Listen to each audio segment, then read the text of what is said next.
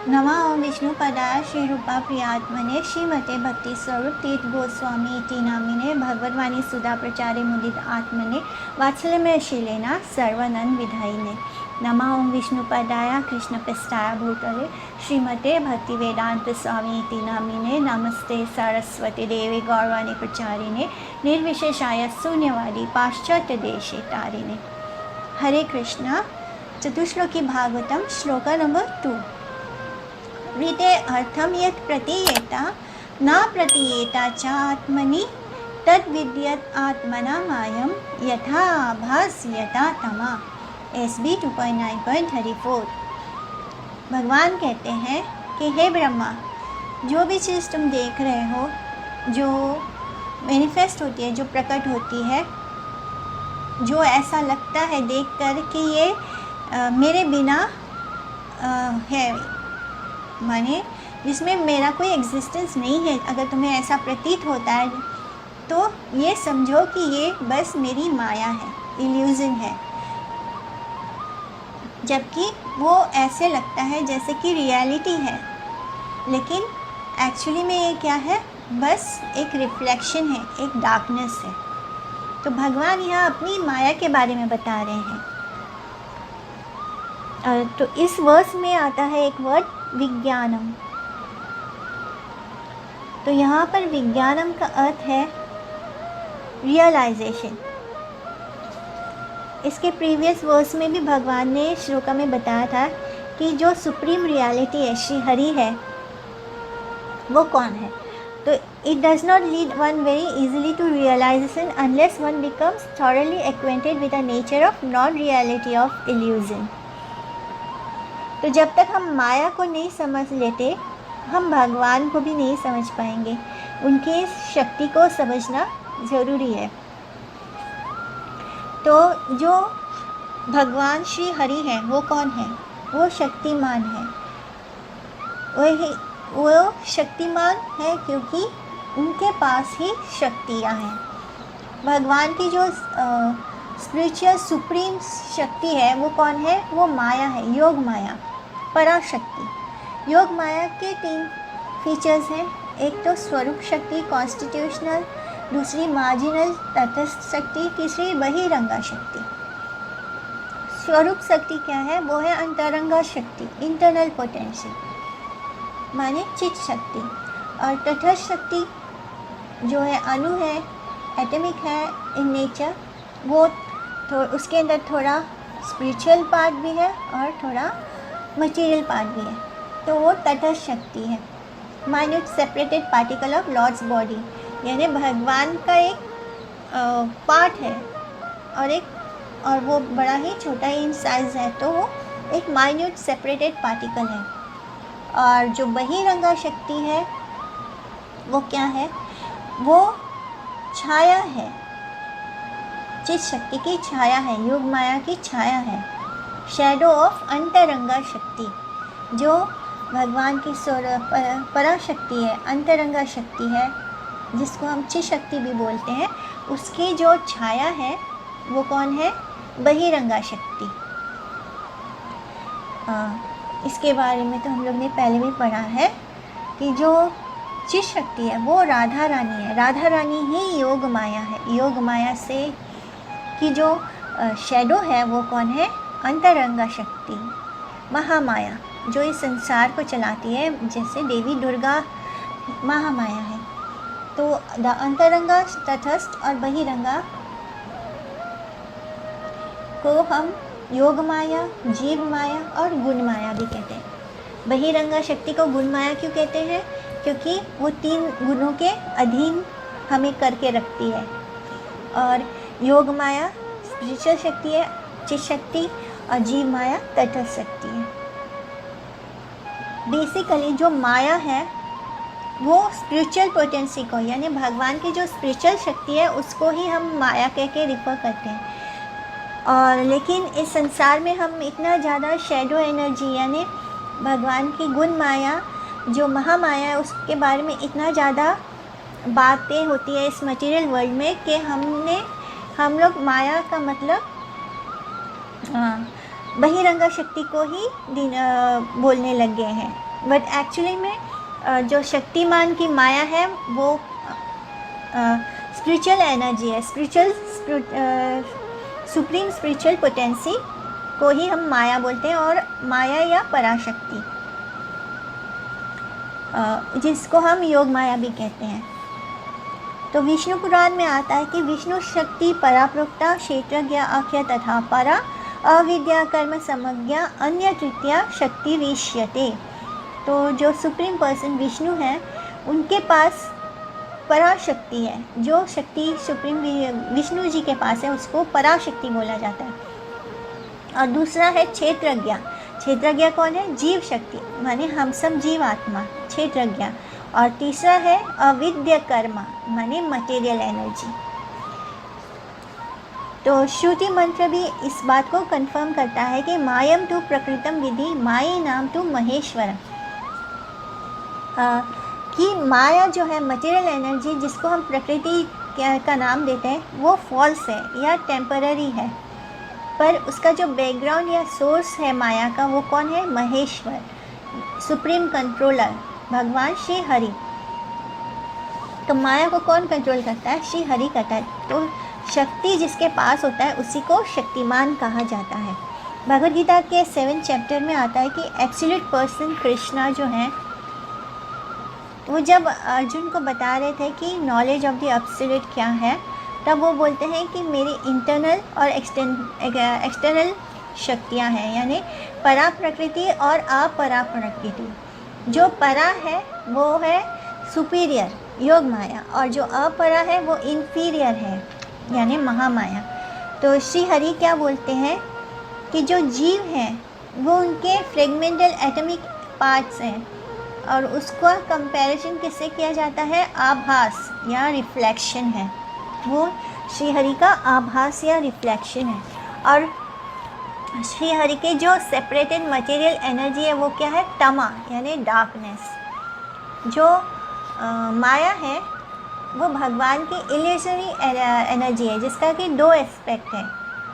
एक आवरण आत्मिका है जो कवर कर लेती है, जो बुद्धि को कवर कर लेती है, बुद्धि पर एक आवरण चढ़ा देती है, तो वो है आवरण आत्मिका। और दूसरा है विक्षेप आत्मिका यानी थ्रोइंग पावर।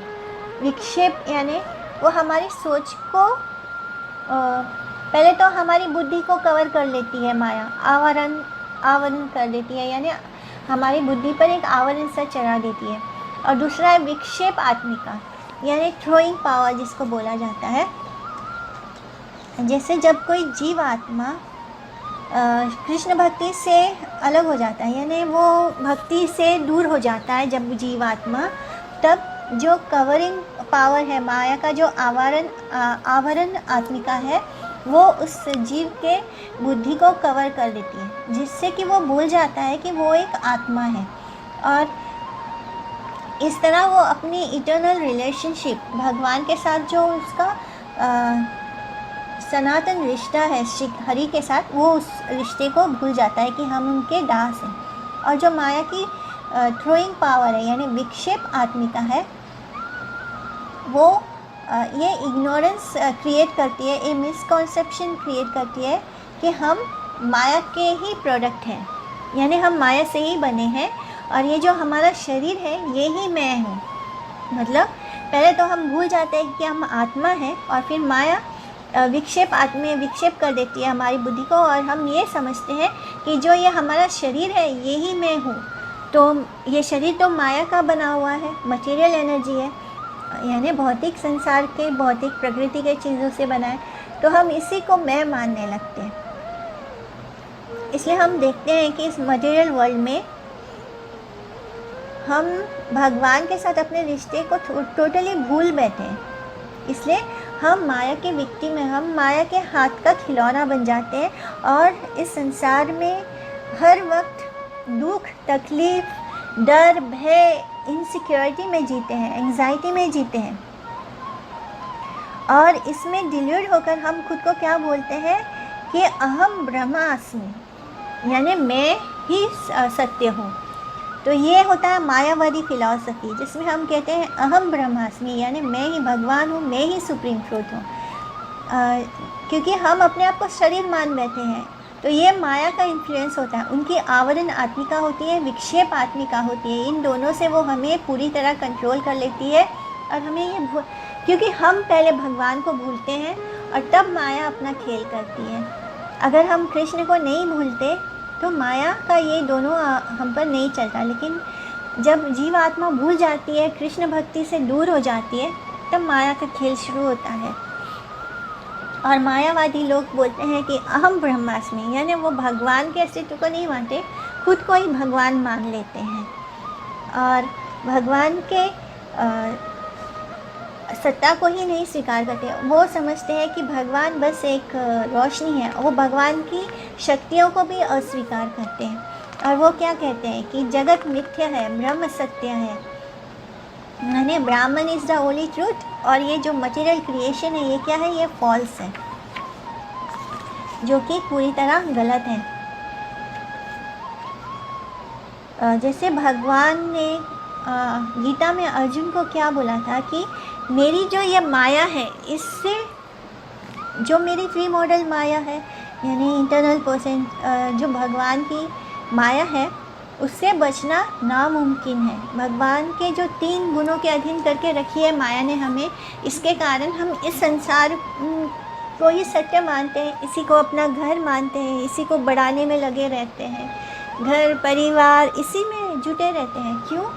क्योंकि हमने अपने आप को शरीर मान लिया और शरीर से जुड़े रिश्तों को ही अपना जान लिया, और इस कारण हम पूरी तरह माया के अधीन होते हैं। तो भगवान क्या कहते हैं अर्जुन को कि हे अर्जुन, मेरी माया से बचना बहुत ही कठिन है। जब तक कि हम कृष्ण के आगे सरेंडर ना कर दें पूरी तरह 100% सरेंडर, तब तक एक जीवात्मा के लिए माया से बचना नामुमकिन है। माया की सोच, मायावादी मने हम इतना ज़्यादा माया में हैं कि हम उसमें से बाहर ही नहीं निकल सकते जब तक हम कृष्ण को स्वीकार ना करते। और इस तरह कृष्ण अब ब्रह्मा को वही बात समझा रहे हैं इस चतुश्लोकी भागवत में। वो जिस तरह भगवद गीता के चैप्टर 18 श्लोका नंबर 65 में वो क्या कहते हैं, मन मना भवा मद भक्तो मदयाजी माम नमस्कुरु मामे वैश्यसि सत्यम ते प्रति जाने प्रियोसी में। तो इस श्लोक का क्या मतलब है कि हर समय मेरा चिंतन करो, मेरे भक्त बनो, मेरी आराधना करो, मुझे प्रणाम करो, और ऐसा करने से तुम मेरे पास आओगे। बिना मने इसमें कोई डाउट ही नहीं कि जब तुम ऐसा करोगे तब तुम ज़रूर मेरे पास आओगे। मैं तुम्हें ये सब क्यों बता रहा हूँ, क्योंकि तुम मेरे बहुत ही डियर फ्रेंड हो, मेरे क्लोज फ्रेंड हो, इसलिए मैं तुम्हें ये ज्ञान दे रहा हूँ। कृष्ण ऐसा क्यों बोलते हैं? वो ऐसा इसलिए बोलते हैं ताकि, जैसे कि हमने डिस्कस किया था कि अहम एवा समेव अग्रे, इसका मतलब कि ये बहुत ही कॉन्फिडेंशियल नॉलेज है जिसको भगवान कृष्ण सिर्फ और सिर्फ अपने शुद्ध भक्तों को बताते हैं। भक्तो असि में सखा चेती रहस्यम हे तद उत्तमम, यानी जो मेरे इस बात को कृष्ण ने गीता में कहा है कि भक्त असि में सखा चेती रहस्यम हे तद उत्तमम, यानी मैं सिर्फ अपने उत्तम भक्तों को ही ये उत्तम ज्ञान देता हूँ। जो मायावादी या इम्पर्सनलिस्ट होते हैं वो भगवान के इस आइडिया को, जो कि भगवान की शक्तियों को स्वीकार ही नहीं करते। वो ये मानते ही नहीं कि भगवान की कोई शक्ति है, क्योंकि वो तो मायावादी है, वो माया को ही सत्य मानते हैं। जबकि श्वेतावतार उपनिषद में आता है कि परस्य शक्तिर्विविधैवा श्रूयते स्वाभाविकी ज्ञान बला क्रिया चा, कि जितने भी वेदा हैं उसमें सुप्रीम गॉड की बहुत सारी एनर्जीज हैं, potencies of knowledge, strength, action, जिसमें जो अपने आप ही वर्क करती है ऑटोनोमसली। तो भगवान की बहुत सारी शक्तियाँ हैं, लेकिन जो मायावादी हैं वो माया को स्वीकार करते हैं, इम्पर्सनलिज्म यानी भगवान के अस्तित्व को नहीं स्वीकार करते। तो वो भगवान की शक्तियों को अस्वीकार करते हैं, वो उसको एंडोर्स नहीं करते। वो क्या बोलते हैं कि ये जो मटेरियल कॉस्मोस है, ये जो ब्रह्मांड है, वो क्या है? ब्रह्म सत्य जगत मिथ्या, यानी ये पूरा मिथ्या, फॉल्स है। जैसे कि कोई व्यक्ति रात के समय स्नेक, सांप को रस्सी को सांप समझ के डर जाता है, तो ऐसे ही ये जो संसार है ये एक्चुअली में एग्जिस्ट ही नहीं करता है। ये सिर्फ ऐसे दिख रहा है हम लोग को कि ये संसार है। जिनको ज्ञान नहीं है उनको दिखता है कि ये संसार है, बाकी ये एग्जिस्ट नहीं करता। फिर लेकिन यहाँ पे इस बात को समझना चाहिए कि जो व्यक्ति रस्सी को सांप समझकर डर जाता है, उसको इस बात का ज्ञान है कि सांप होता है, यानी सांप है, तभी वो रस्सी को सांप समझकर डर रहा है। तो इस बात को मायावादी नहीं समझते। वो सोचते हैं कि ये संसार झूठा है, एग्जिस्ट ही नहीं करता, जबकि ये संसार एग्जिस्ट करता है। इसको भगवान की महामाया ने रचा है, इसे बनाया है। हम सब जीवात्माओं को सुधारने के लिए ये हमारा सुधार गृह है। लेकिन मायावादी इस सत्य को अस्वीकार करते हैं। जो वैष्णव डिवोटीज़ होते हैं, भगवान के जो भक्त होते हैं, वो क्या मानते हैं कि ये जो मटेरियल मैनिफेस्टेशन है ये टेम्पररी है, देयरफॉर फॉल्स है। लेकिन इसका मतलब ये नहीं कि ये जो एग्जिस्टेंस, ये जो मैनिफेस्टेशन है, ये जो मटेरियल वर्ल्ड है, ये पूरा एग्जिस्ट ही नहीं करता। वो इस बात को मानते हैं कि ये टेम्पररी है, इन द सेंस टेम्पररी है, इसलिए फॉल्स है। इसलिए नहीं कि ये एग्जिस्ट ही नहीं करता, ये मटेरियल वर्ल्ड भी एग्जिस्ट करता है और ये एनहिलेट भी होता है, यानी प्रलय के समय ये ख़त्म भी होता है। तो यहाँ पे बोथ होता है, क्रिएशन भी होता है और डिसोल्यूशन भी होता है, यानी सृष्टि की रचना भी होती है और सृष्टि का प्रलय भी होता है। तो इस लिहाज से ये टेम्पररी है, लेकिन फॉल्स नहीं है, यानी इसका नॉन एग्जिस्टेंस नहीं है, ये एग्जिस्ट करता है। श्रुति भी इस बात को सबूत देते हैं कि एविडेंस देते हैं। जैसे कि ऐतराया उपनिषद में आता है कि आत्मा व इदम अग्र असित, क्रिएशन, इस भौतिक ब्रह्मांड के क्रिएशन के पहले सिर्फ भगवान आत्मा एग्जिस्ट करता था, यानी भगवान। और ऋग्वेद कहता है कि ना असत असित ना सत असित तदिनम, ऐसा कभी at that time neither the subtle not a gross aspect of matter were present, यानी जिसको हम सटल बॉडी कहते हैं ग्रॉस बॉडी कहते हैं। तो ये दोनों चीज़ें मटेरियल हैं, इसलिए ऐसा कुछ भी एग्जिस्ट नहीं करता था पहले, इस क्रिएशन के पहले। जीव जो है वो भले ही सुप्रीम गॉड भगवान का अंश हो, एटॉमिक विभिन्न अंश है, और जो मटेरियल एनर्जी है वो क्या है? वो नॉन कॉन्शियस इनर्शिया है, यानी कि वो माया है। और मटेरियल, ये जो मटेरियल एनर्जी है ये क्या है? छाया है, डार्कनेस है। और जहाँ पे भगवान होते हैं वहाँ पे डार्कनेस नहीं हो सकता। भगवान क्या है? वो लुमिनस ऑब्जेक्ट है। जहाँ पे कोई चीज़ रोशनी, जैसे सूर्य है, सूर्य की रोशनी है, तो सूर्य में कभी भी अंधेरा नहीं हो सकता, डार्कनेस नहीं हो सकता। और जो जीव आत्मा है वो क्या है? रिफ्लेक्शन है, आभास है। तो रिफ्लेक्शन होने के नाते जहाँ पे बहुत रोशनी होगी तो वहाँ रिफ्लेक्शन भी नहीं नज़र आएगा और ना अंधेरा नज़र आएगा। तो जब रोशनी नहीं होती है तभी अंधेरा और रिफ्लेक्शन नज़र आता है। तो भले ही जीवात्मा भी कृष्ण का अंश है, कृष्ण से आते हैं, और जो मटेरियल एनर्जी है वो भी कृष्ण, जिसका भी सोर्स कृष्ण ही है, लेकिन भगवान श्री हरि में के अंदर वो एग्जिस्ट नहीं करते। वो इन सब का अपना अपना आइडेंटिटी होता है, दो भगवान ही इन सब के कारण हैं। तो इस तरह हम श्लोका नंबर 2 को समझते हैं। इसको कंक्लूड करने के लिए कि भगवान कृष्ण की 3 शक्तियां हैं। भगवान कृष्ण से पहले आती है योग माया। योग माया कौन है? इंटरनल पोटेंसी, यानी अंतरंगा शक्ति, वो है श्रीमती राधा रानी।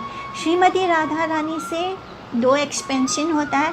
पहला उनकी जो परछाई है, उनकी जो छाया है, वो है एक्सटर्नल एनर्जी यानी गुण माया यानी श्री दुर्गा, जिनको हम महामाया भी बोलते हैं। और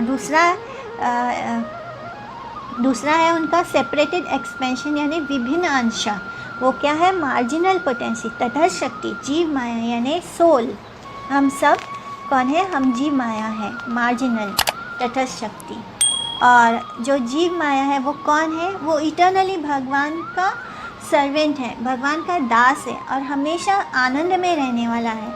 जो आत्मा का स्वभाव है वो हमेशा सुख है, आनंद है। लेकिन क्योंकि वो भगवान को भूल जाता है, ये अपना रिलेशनशिप भूल जाता है, तो उसे माया क्या करती है? माया के आवरण आत्मिका से वो उसकी बुद्धि को कवर कर देती है सबसे पहले तो माया। और उसके कारण जो जीव आत्मा है उसकी सोच कैसे हो जाती है? विक्षेप आत्मिका, यानी वो ये समझने लगता है कि मैं तो ये शरीर हूँ। और ऐसे ही लोग जो अपने आप को शरीर मानते हैं वो शरीर की सजावट बहुत ज़्यादा करते हैं। उनको बॉडी बिल्डिंग या बहुत सुंदर, मतलब वो अपने आप को शरीर मानते हैं इसे। हरे कृष्णा।